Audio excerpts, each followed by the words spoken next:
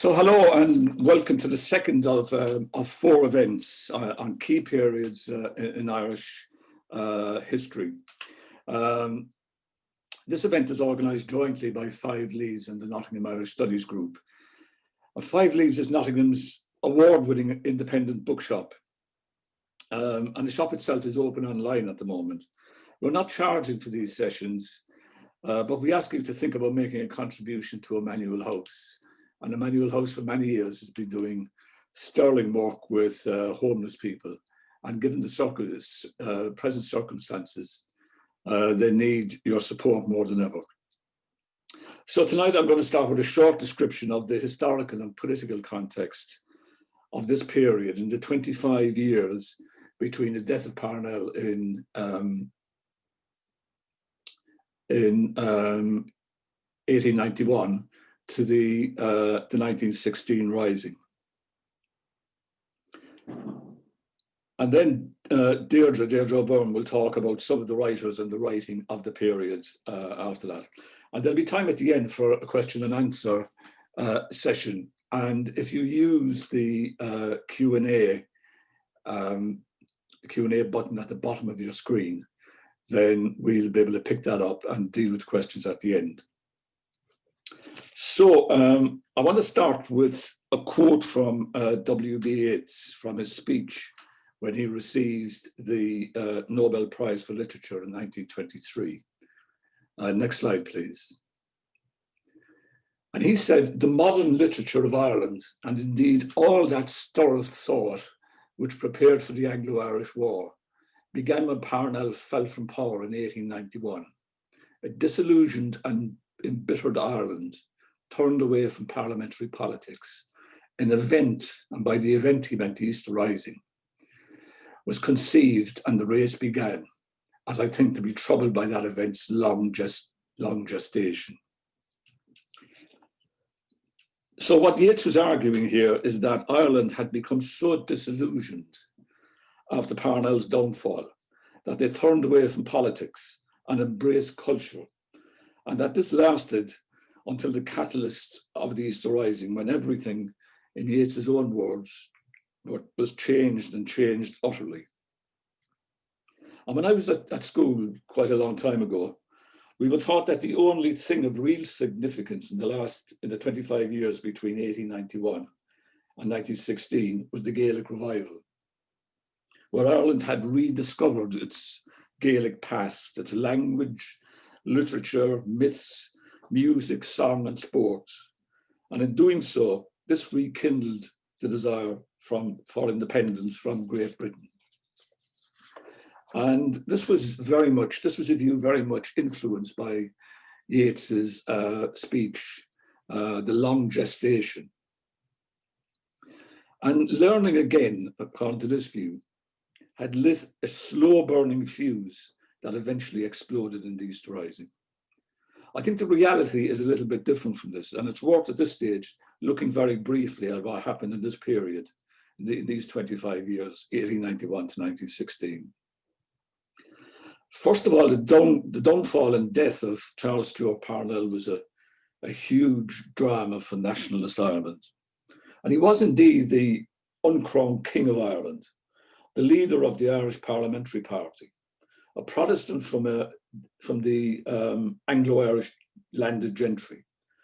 But he had come close to delivering Home Rule before his untimely death at the age of 47. Next slide, please. When it became known that he was having an affair with the wife of one of his MPs, Catherine O'Shea, he lost the support of Gladstone and the Liberal Party. He was denounced by the Catholic Church and split the Irish Parliamentary Party down the middle. And he died soon after of pneumonia after addressing a meeting in Galway in the torrential rain. The Irish Parliamentary Party remained divided after his death. And there was a general feeling of disillusionment with politics. And I think Yeats is right to point this out. Many felt that Parnell had been brought down by a mixture of political opportunism and hypocrisy. Many other people felt that he brought it on himself. And the Irish Parliamentary Party remained divided until 1900. And even then there was bitterness over the Parnell split. I think the other part of Yeats's argument was that the Gaelic Revival had brought about a profound change in Irish history before the Easter Rising. But it had actually started, the Gaelic Revival had started before Parnell's death. And Douglas Hyde, who later became the first president of the Irish Free State, had been exploring Ireland's Gaelic past and language in the 1880s. And in 1892, he founded the Gaelic League, not only to revive the language, but to make it the common language of Ireland again. And Douglas Hyde believed that this was essential to build the self-confidence of the Irish people. Next slide, please. He said, we must teach ourselves not to be ashamed of ourselves, because the Gaelic people can never produce its best before the world, as long as it remains tied to the apron strings of another race on another island, waiting for it to move before it will venture to take any step itself. And he founded in 1892 an organization called Conradh na Gaeilge, or the Gaelic League. And this attempted to revive the Irish language, and it had some success. And by the turn of the century, 1,300 schools in Ireland had Irish as a language on the curriculum. But the Gaelic Revival, in which Yeats and his friend Lady Gregory were leading figures, came from a perception that Ireland had lost touch with its Gaelic past and had become too anglicised. And all over Ireland, organisations were formed to promote Irish song, music, dance, theatre and sports.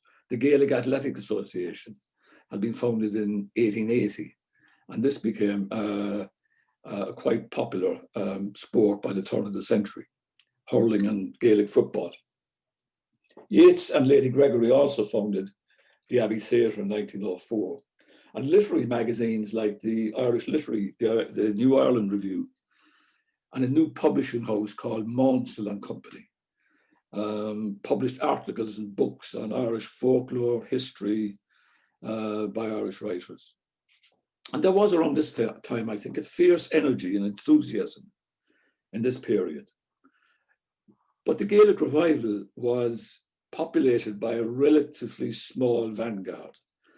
And the same names, many changed from English to Irish, keep cropping up in different organizations around this time, both political and cultural.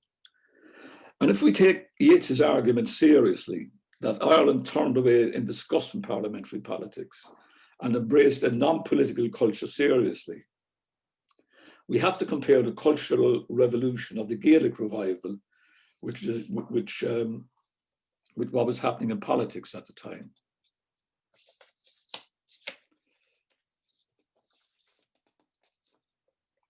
And there was quite a lot happening in politics in spite of what Yeats had said.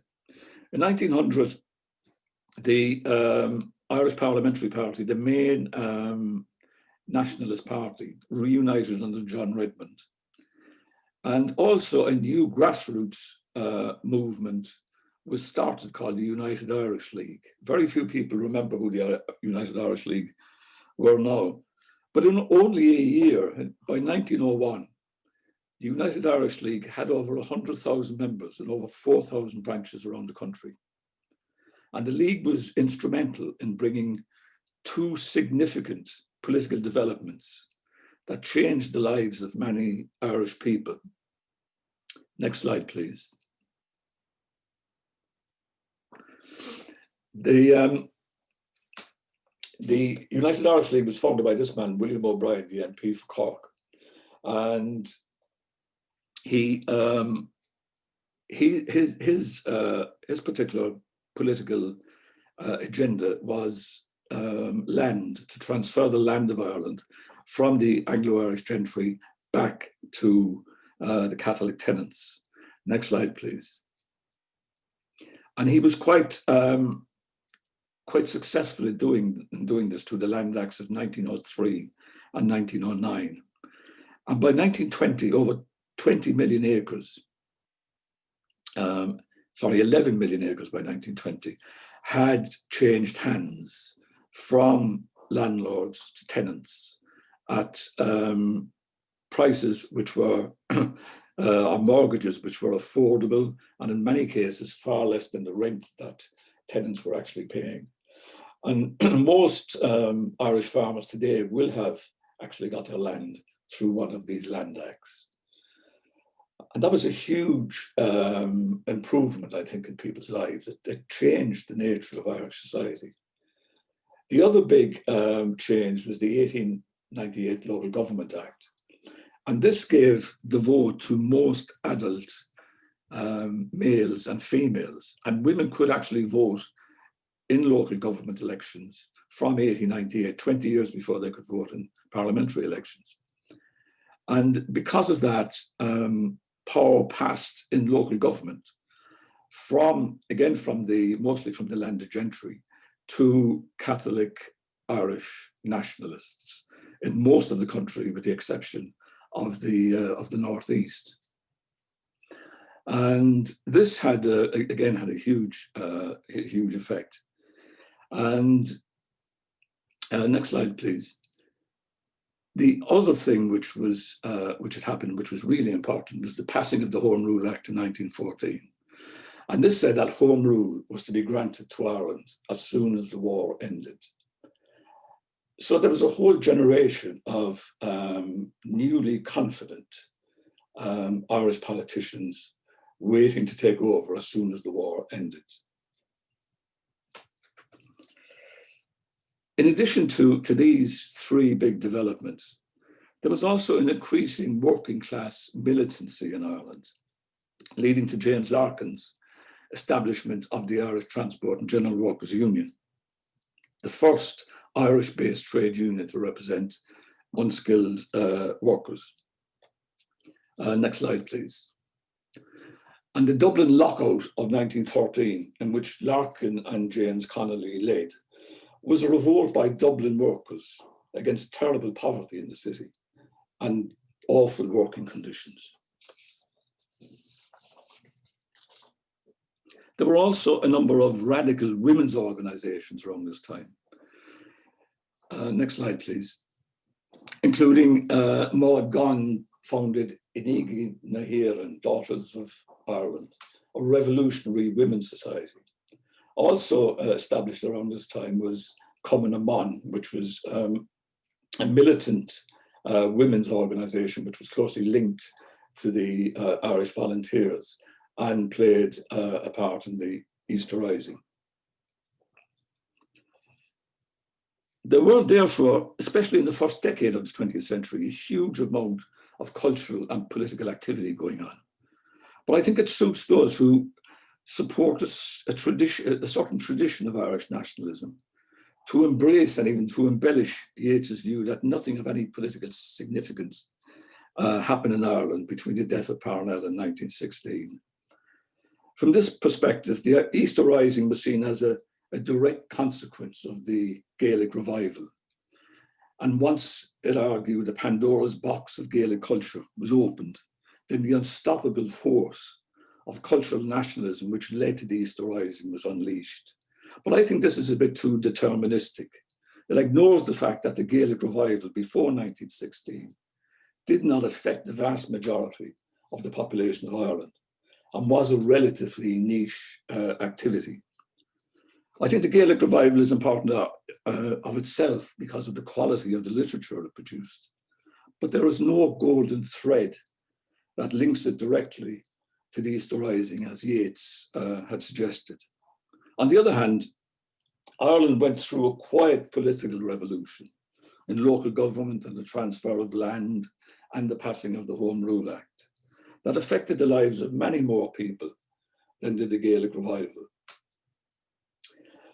So I'm now going to pass over to Deirdre. I think many of you would know Deirdre O'Byrne from Loughborough University, who I think has come dressed for the occasion tonight. Deirdre. As Pat said, there was lots of strands in this literary revival, and the many names that are given to it suggest like there wasn't a unified movement as such, that some people call it Irish literary revival. People saw it as an Irish renaissance, a rebirth, and it became nicknamed as the Celtic Twilight. I'm going to look at three strands here tonight: poetry, plays, and prose. And we're going to start with how the movement got this name, the Celtic Twilight, or the nickname. Next slide, please, Pippa. Right, Yeats, 1865. So he was still a young man at the end of the 19th century when he got very interested in Irish folklore. For Yeats and a lot of his cohorts, they were using Irish mythology as a source of inspiration. He was not yet politicized as such. It was kind of a slow gestation, as he said himself, but he became an elder statesman. He was politicized by degrees. Here, if you look at some of his titles, The Wanderings of Oisin, Fergus and the Druid, Cuchulain's Fight with the Sea, Who Goes with Fergus, The Man Who Dreamed of Fairyland, The Song of Wandering Aengus, these names already suggest that he's drawing on Irish folklore. But it's more that it fits in with his own ideals, like he idealized rural Ireland. He spent a lot of time wandering around in the countryside in Ireland, but he also spent a lot of time in London. But as he says in Lake Isle of Innisfree, he's over there in London on the grey streets, and he's thinking about back home, about the lakes and so on. So these mythologies kind of fit in with that, this idealizing of Irish rural countryside, the Irish rural past. He also draws on Irish ancient tales in his plays. Kathleen na Houlihan is a really old name for Ireland. And as Pat reminded me last week, these people were looking back to a pre-Christian Ireland, to a pagan Ireland, and these names, Cuchulainn, Fergus, Oisin, they come from the cycle of stories from the Fianna. And well, when I was young and way before that, there were priests in Ireland that would not christen a child that wasn't called after a saint. So they certainly wouldn't have accepted my name, for instance, Deirdre, because that's from a pagan story. So Yeats is drawing on these mythologies because, as with Lady Gregory and several others that Pat just mentioned, he felt that the old Irish did have a heritage there that needed rediscovering, but also was very inspiring for a literary guy like himself. Next slide, please. Here is an example of what he's doing, The Stolen Child. The fairies are talking in this. It's we seek for slumbering trout, whispering in their ears, give them unquiet dreams. It's a bit disturbing, this poem. Some of you will know it from school. I certainly learned it when I was about 10. I have a link down there. You can read the whole thing. It appeared in his first poetry collection. Look what he says at the end. He's got the fairies whispering in a seductive kind of way to the child. Come away, O human child, to the waters and the wild, with the fairy hand in hand, for the world's more full of weeping than you can understand. Part of Yeats always wants to be away with the fairies, even while he knows that's a threatening kind of a space and they're not totally on your side. He still has a hankering, certainly at this stage, to get back to the wild, the waters and the wild. And that never really leaves him. Even as an old man, he's still talking about the fisherman as a symbol of wildness. Next, please. The hosting of the Sidhe. Here we get him using something in the old Irish tradition of what we call Dinshanachas. I should have written that word in. Dinshanachas is celebrating the lore of places, L-O-R-E. So you write the literature about the names of places and the great things that was happened there. So Knocknarea is a hill in the west of Ireland, and there's a cairn, a mound of stones on top of it, and it's believed that Queen Maeve, a legendary queen, is buried there. He goes on to mention Cuilta and Niamh. Cuilta was one of the Fianna. He was a very skilled warrior. He also, runner. He was a skilled runner. They were all warriors. But he was noted because he could speak to the animals and birds. So he had all sorts of different skills. The fastest runner, the Fianna. Niamh called Oisin, the son of Fionn, away to Tirnanog, the land of the young. He's calling on these really old legends. Some of you will know I'm a storyteller, but lots of you will have learned these stories at school. Lots of Irish people of our generation learned them, and indeed they're still being reproduced in Irish language and in English in school books. But this foundation of the Irish education system of using our own native folklore came out of this Celtic revival, came directly. As we'll move on to talk about the hosting of the She next, please. Oh, sorry. Irish fairies. The She are fairies. So the hosting of the She is a gathering of the fairies. Yeah, sorry, move on. Next one, please.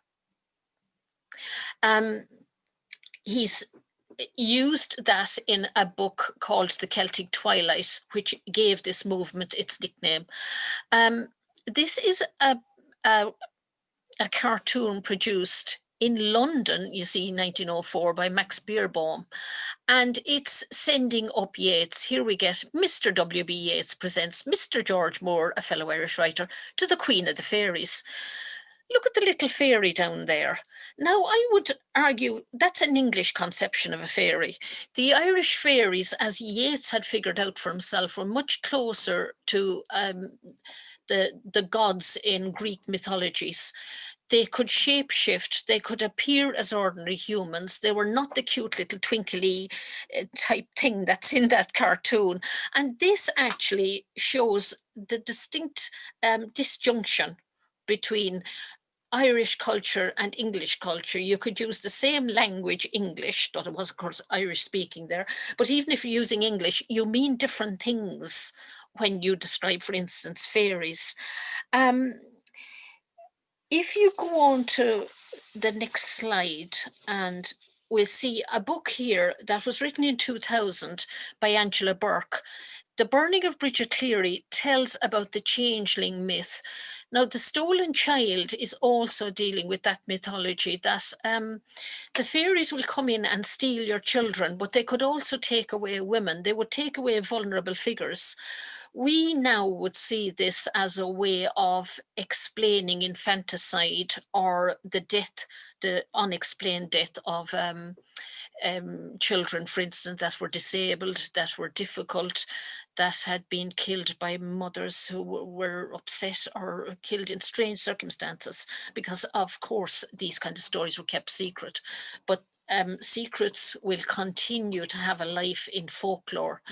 The Burning of Bridget Cleary, written by Angela Burke, a great folklorist and writer, explains this disjunction that I was talking about between Irish culture and English culture, because she points out that when Bridget Cleary was burned to death in 1895, the way this was written about in the English newspapers was like, oh, those weird, strange, backward people over in Ireland.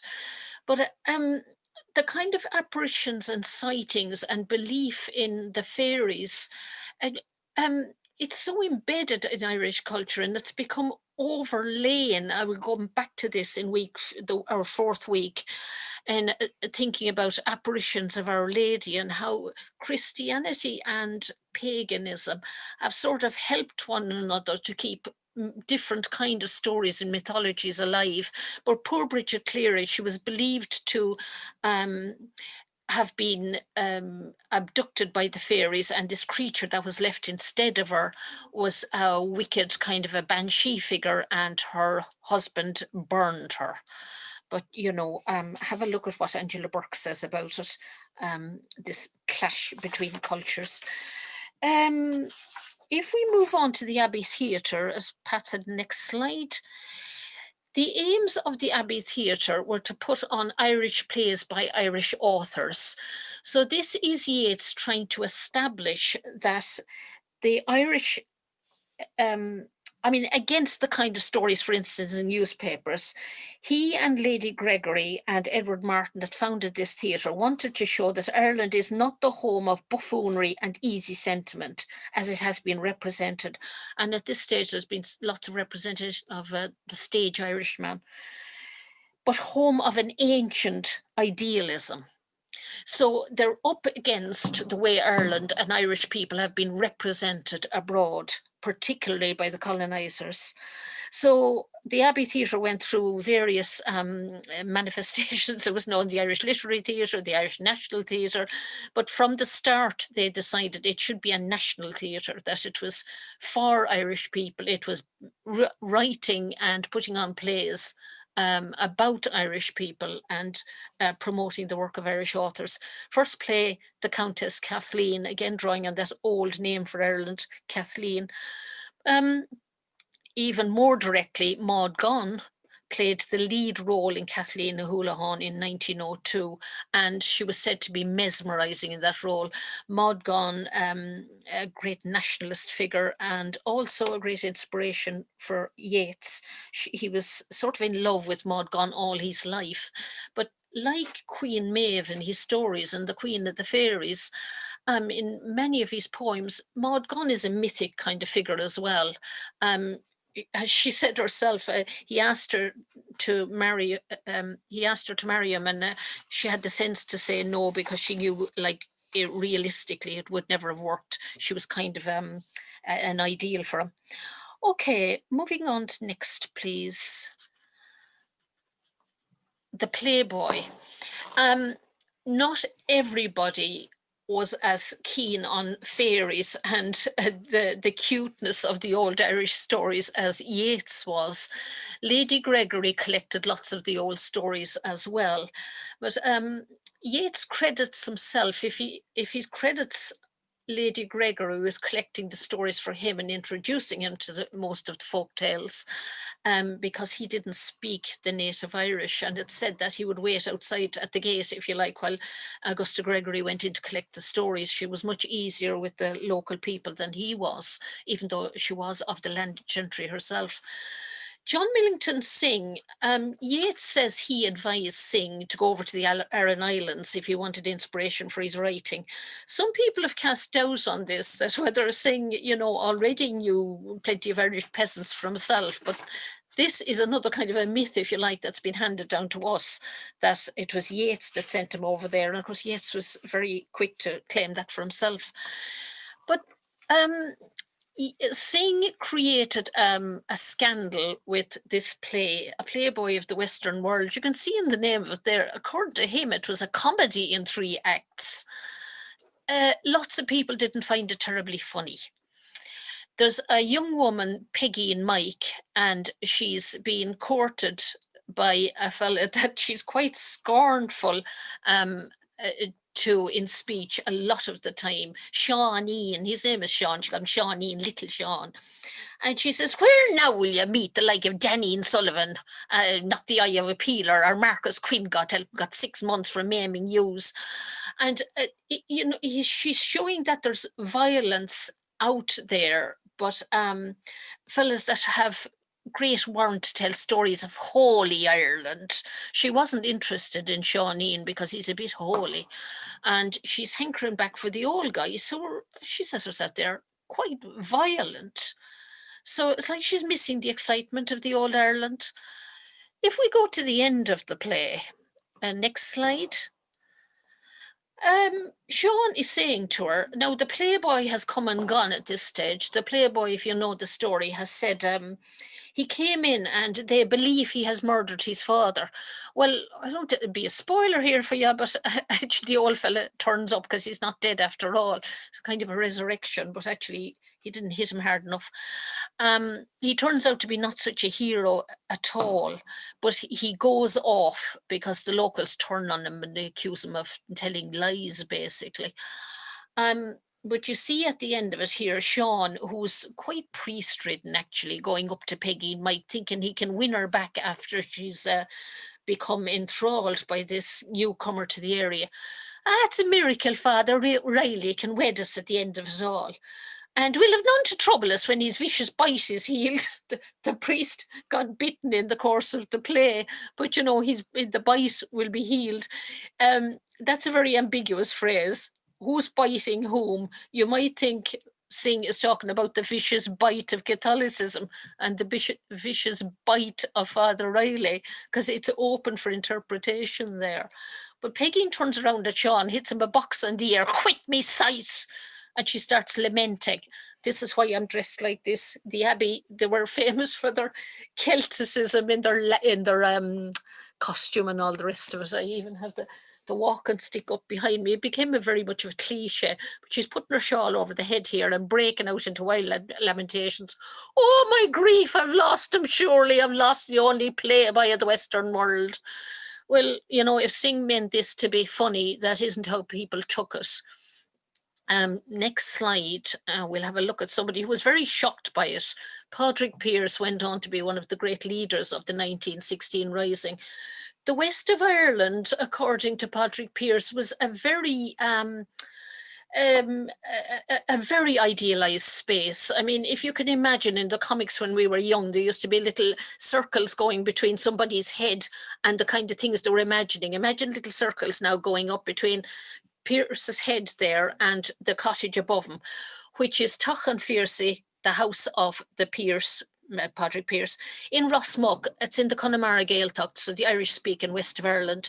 He used it as summer residence, 1903 to 1915, and he got the land there, built this little typical Irish cottage. It is now a place of heritage. I suppose it's closed at the moment, but you could go in there. I've been in there, and it's kept as a little museum. But you know, it's a summer residence. If you've been in the west of Ireland, it's fairly wild over there, and it pretty much never stops raining. This would be typical of Pearse. He would go down from Dublin and spend his pleasant summer times there, and he, you know, was a fluent Irish speaker, but he wrote lots of stories again for the children he was teaching, and part of passing on the Irish language was writing his own stories. I had the misfortune to study these when I was 15 in my intercert in a book called O Fionn an Fíorsig, from the pen of the Pearse, and I have to say they were the most dreary, over-sentimentalized thing. I mean, the playboy of the Western world is comedy, it's fun. Pearse's writings, they're not fun, they're anything but.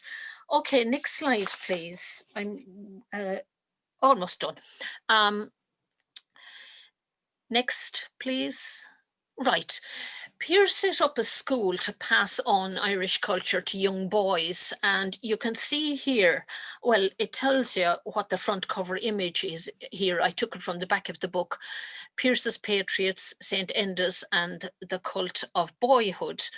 It was a boys' school set up in Dublin. This is a photograph of Frank Dowling as Cuchulainn, one of the all mythic heroes, who that's a hurling stick over his shoulder.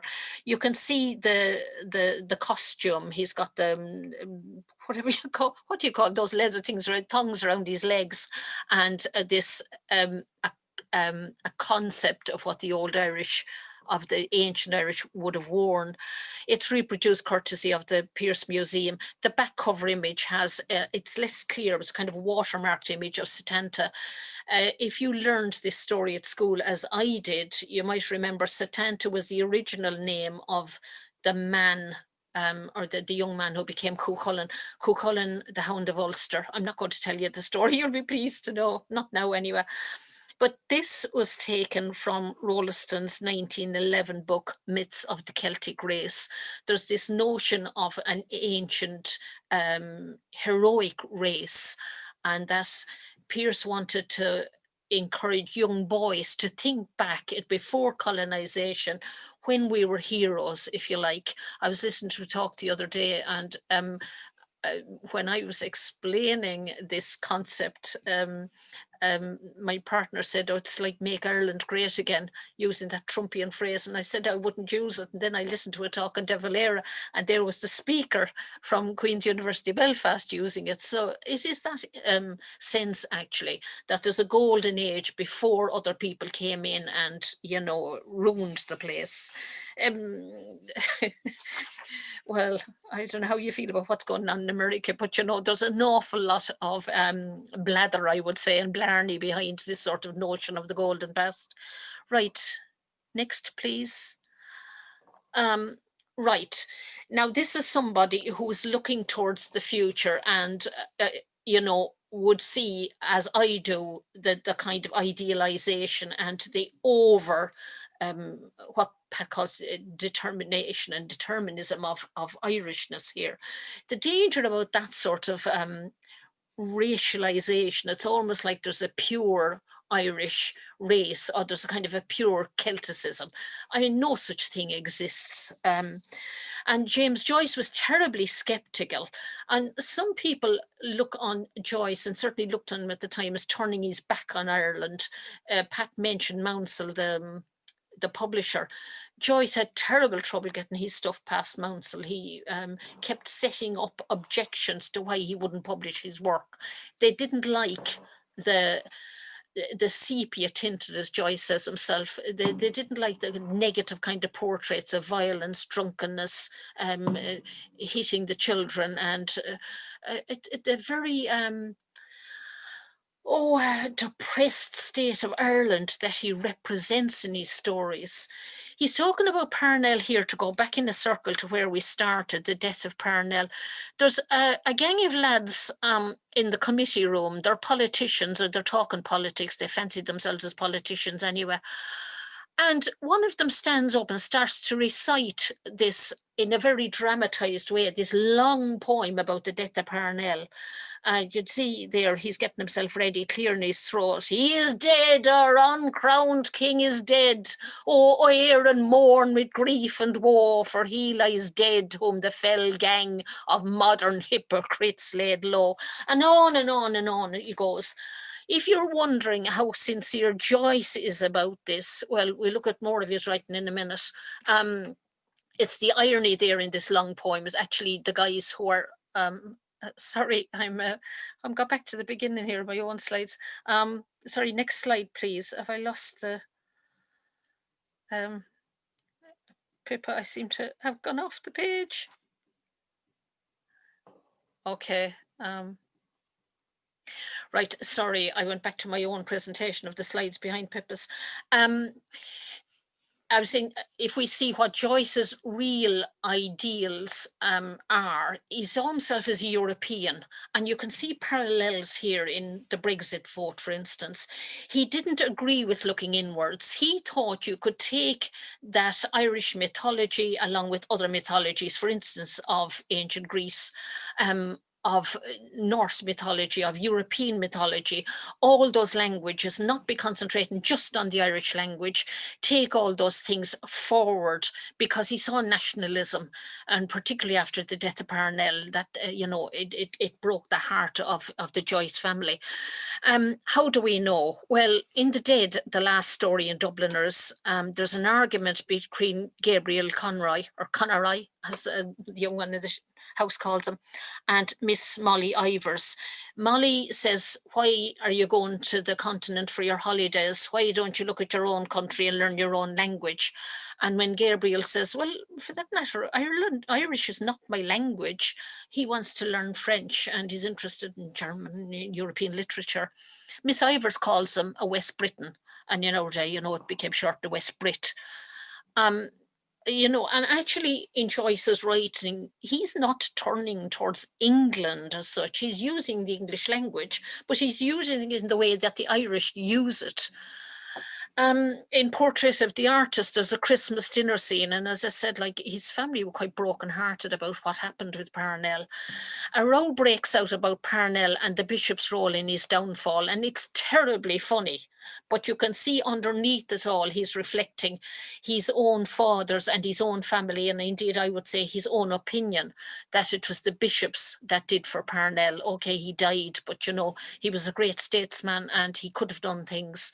But the nationalists were so narrow-minded and so enthralled by the bishop and the Catholic Church that it led to his downfall. In Ulysses, we've got a citizen there. He isn't given a name, but he's clearly nationalistic. It's a Cyclops section. He's got one eye in the old myth, the Cyclops, but here he's a narrow-minded bigot. Right, so that's the Celtic Revival, those different strands with the people who were idealizing it, the people who used it for their own purposes, like Pearse, to try and raise morale, heading towards getting the boys to grow up into men who would fight, and people like James Joyce saw the wider picture. There's some sources on the next slide. You can check them out when this is uploaded to YouTube. I'm not going to spend time going through it. Thank you for listening. Well, thanks for that, Deirdre. I mean, the thing that always strikes me about this is the idea of the rural idyll, you know. I think people like Pearse and Yeats were not happy with the city, really, were they? They seem to be, and the whole thing, I think, of this mythical Ireland was a very rural concept. And that strikes me as well with Yeats's poem September 1913, which actually he wrote during the great Dublin Lockout of the time, which was taking place as he was writing that. I can hear fireworks outside. It sounds like the banging. Yeah, and I think what comes across me in this poem is he's kind of quite contemptuous of politicians. You know, he talks about them fumbling in a greasy till, you know, a corruption, they're putting their hand in the till. And he contrasts this with John O'Leary, the Fenian, who spent many years in English prisons, and you know, his ideals were far higher than this. Yeah, the young Yeats, when he says romantic Ireland, he's also looking back to, as lots of people point out, the early Yeats he was an artist, so he has something in common with the pre-Raphaelite movement that was going on in England at the time, like Gabriel Rossetti and so on. But he's also drawing on the likes of Wordsworth, like the great romantic poets, that they saw some kind of nobility in nature, and Wordsworth typically saw some kind of nobility in ordinary people as well. He was very unusual at his time, Wordsworth, for writing poetry about ordinary people. But, you know, Yeats wouldn't be the first or last to think ordinary people are great, but he had no intention of living like them. I mean, as I said with Pearse, you can go over there and spend your summer holidays there, but like, you know, you're not going to stay there. De Valera was the same. Like, he grew up in the west of Ireland, couldn't wait to get out of it, and then talked about it for the rest of his life. Yeats tried living in the Tower, but, you know, he always had fancy places to go back to. And in lots of his poetry, he's celebrating the big houses, the grand houses, like the home of Lady Gregory, and was very interested in this, the stately kind of way of life. So on the one hand, they can idealize the lives of the peasants, but like I said, people said he stood outside the gate while Lady Augusta went in to talk to them. It's a very mediated kind of a notion of the peasantry. They're lovely and idealized, and we can talk about them as inspiring. We're not them. And I think that's very clear in his book. It's on the very first slide. Tales of the Irish Peasantry. You know, the people known as peasantry, you know, ordinary people, labouring people on the land do not describe themselves as peasants. That's a term given to them from the outside. You know, it's a class-ridden term. People looking down on them and describing them as peasants. Do you agree, or what do you think? Yes, I do actually. Yeah, and I mean that kind of that leads into the couple of questions we have here about to what extent did this revival, Veronica asked, get down to the working class population?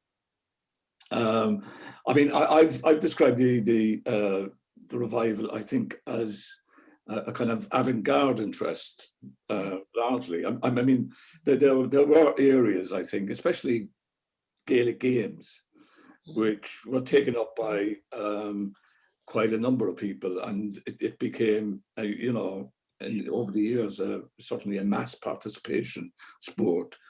My feeling, I think, back in the first decade of the 20th century, it was more or less the avant-garde, I think, the intellectual elite, who were, and I mean, you know, what happened, I think, with the play by the Western world, I think there was a kind of a clash between the ordinary people, in the sense, who rebelled against this view, and sing.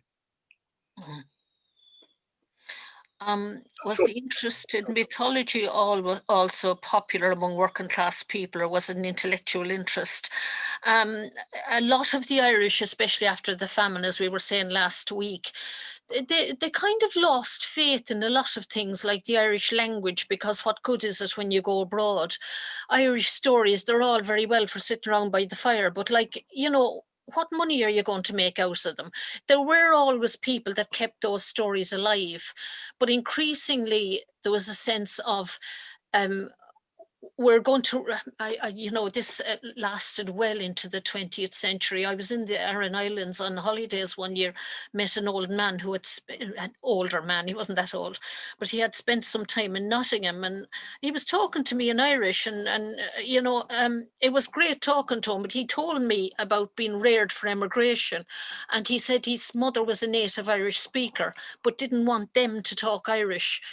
And I was kind of shocked. And he said, "You don't understand me." Higgin to it. I said, "Well, I do understand, but, like, why would you be like that?" We were there for immigration. And I've heard that story over and over again. Like, what good is Irish to you? What good is stories to you? And in some ways, like, it carries on. And I mean, God bless my mother. I don't mean this is derogatory to her, but she would say to me, "You'd sit around all day doing nothing, reading a book." Like, you know, the book learning and that stuff, it's all very well, but where's it going to get you? And I mean, I never was so mean as to say to her, "But now I get paid for it." But it doesn't look like it's going to go anywhere, all this story stuff, the mythology stuff, the intellectual stuff. It doesn't look like it's ever going to make you money. Unless, of course, you're the elite, and I certainly wasn't of the elite class, you know. I mean, I think in later years, when Ireland got its independence, the Celtic Revival, the Gaelic Revival, became much more important to the foundation story of the state, I think, probably than it was in that first decade, when I think it was a niche activity. And I mean, as I said in my piece, I've always been a bit doubtful about this golden thread between the Gaelic Revival and 1916. I mean, I don't think, I mean, it was certainly influential. Most of the 1916 leaders were, probably with the exception of Connolly and Tom Clark, were influenced by revivalism. Yeah. Pearse certainly was, Yeah. MacDonagh and the others. But they're poets, you know, and writers, and you know, even if they came from the working class, they, you know, it was known, well, we had famously known as the revolution of the poets, or the poets rising. Anyway, we seem to be getting on to 1916. I see Dale has a question down there. This is definitely for you, Pat, because it's a history one about the Inian Naheran. Can you see the question, the Daughters of Ireland? I can. You probably know more about Morgan than I do. I don't think her organisation coalesced with Common Amman. I think it remained separate for a while. I'm not exactly sure what happened to it after that. My feeling is it probably fizzled out somewhere. Yeah, we can figure that out, because next week we are talking about 1916, and inevitably I'll be talking about the women. I'll have a look for the Countess and coming them on and see what's going on. I can't promise you I'll find an answer, but I'll see what I can do to separate out those threads. I mean, as Pat was saying with the various movements, there were so many little branches and factions and different people doing different things. And we look back on it, and we were talking the other day, it's a bit like modernisms in the, you know, the British world, and I suppose the American English speaking world, and there was a great movement, and we look back on it and we call it modernism. I mean, at the time, people are just doing different things. And yeah, there's movement, but there's lots of little movements rather than one huge big one. There's lots of little steps in sport, in song, myth, as we've said. Is there another question there? We're going to have to stop. Yeah. There is one from Patrick Lim, yes. Yeah, this will be the last one. About the Gaelic League. I think, as I was saying, they were very effective in getting Irish onto the curriculum. And by the turn of the century, by 1900, there was, I think, 1,400 schools had included Irish in their curriculum. And I think the Gaelic League was successful in that. I don't think they were as successful as Douglas Hyde's ambition to have Ireland as the main language of Ireland. I mean, that never came about. But I mean, he was very clear that, you know, language, he thought, was central to the whole thing about an Irish self-confident people with their own language. Something, as you said, that Joyce looked on a bit with a bit of skepticism, I think. You know, you were talking, and I was talking about my father last week too, like the way he hated Irish because it was forced down his neck in school. I mean, I loved Irish, but the notion of forcing it down people's necks, it doesn't help any language. There's good and bad ways of learning it, but having exams in Gaelic, for instance, I read somewhere today that Yeats never tried to master Irish. That wasn't my perception. I thought he would have liked to learn it, but I think the man was dyslexic. Looking at his spelling, and some of the spelling mistakes actually are in The Stolen Child. He spells berries quite oddly. Why, yes. I'm not judging him for that, but you know, if you're learning Irish, especially in those days, you just have to look at the spelling with Ní na hÉireann. It was before Irish was standardized. The phonetics in Irish are so different. Just so different that it'd be hard enough for a child. Willie Yeats, WB, they thought he was slow when he was at school, which of course would be explained by dyslexia. The teachers didn't pick it up at the time. But, you know, for him to go out there then and try and learn Irish on his own, Lady Augusta Gregory managed it. He certainly didn't. But you know, right across the board, people now are beginning to appreciate the difficulties of forcing a language. There was the other thing that came out of the famine was that people were kind of ashamed of the language. It was kind of a backward thing, and it was holding them back. And the way, I mean, Brian asked a question last week, we didn't quite get to the end of it, about there was great shame, and Thomas Kennelly has written about this, and as have other people writing about the Irish are ashamed of themselves because of the famine. I mean, it's still out there, isn't it? Poor people are made to feel ashamed of themselves, ashamed of their culture, that it's kind of their fault. And it's this thing about, you know, the Irish is holding us back, and if we're forward looking, we have to learn English. I mentioned already the saints' names. My mother didn't want us to have family names, and she called me Deirdre, and my brother before me was Ian, and the lad after me was Fiach.